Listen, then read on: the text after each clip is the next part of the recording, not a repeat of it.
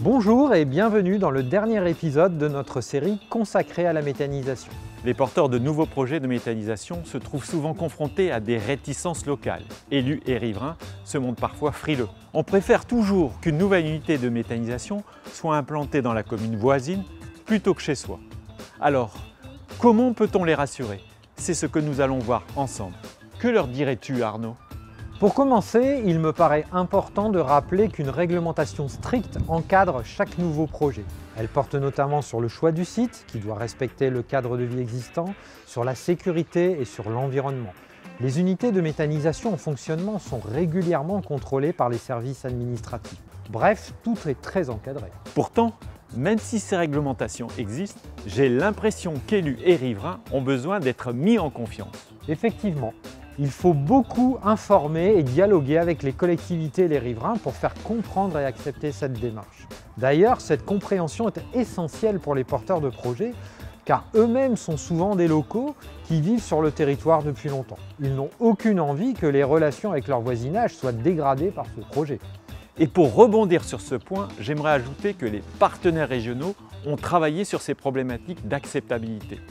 Ils ont abouti à une charte régionale qui permet de favoriser le dialogue autour des projets de méthanisation et de répondre à toutes les inquiétudes. C'est un document signé par les principaux acteurs de la filière méthanisation, par les porteurs de projets d'unités de méthanisation et par toutes les personnes impliquées sur un territoire. D'un côté, les porteurs de projets expliquent leurs intentions, de l'autre, les élus font part de leurs interrogations.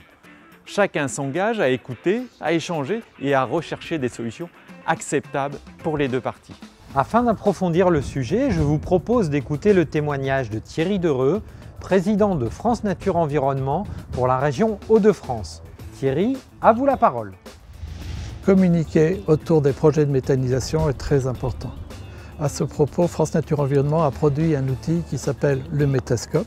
Ce Métascope a été l'objet d'un travail très important des parties sur ce dossier. Il est important de communiquer auprès des élus, auprès des riverains et de permettre une bonne compréhension de ces projets, souvent décriés par des riverains qui se soucient de la circulation, des transports, des odeurs et permettre justement d'être plus serein. Dans la région, nous avons eu des communications bien réussies autour de projets de méthanisation. Ici en particulier à Breuil-Saint-Amand, nous avons démontré qu'en communiquant avec les élus, avec les riverains, en faisant ce travail de fond, eh bien finalement ça se passe très bien. Vous l'aurez compris, pour mener à bien un nouveau projet de méthanisation, le succès repose avant tout sur la mise en place d'un climat de confiance et d'un dialogue transparent entre les différentes parties prenantes. Nous voici donc arrivés au terme de cette série thématique sur la méthanisation. Benoît et moi avons fait au mieux pour vous apporter nos connaissances et nos éclairages sur cette technologie peu connue des citoyens. Nous espérons que vous avez eu un grand plaisir à nous suivre. Au revoir et Merci à vous.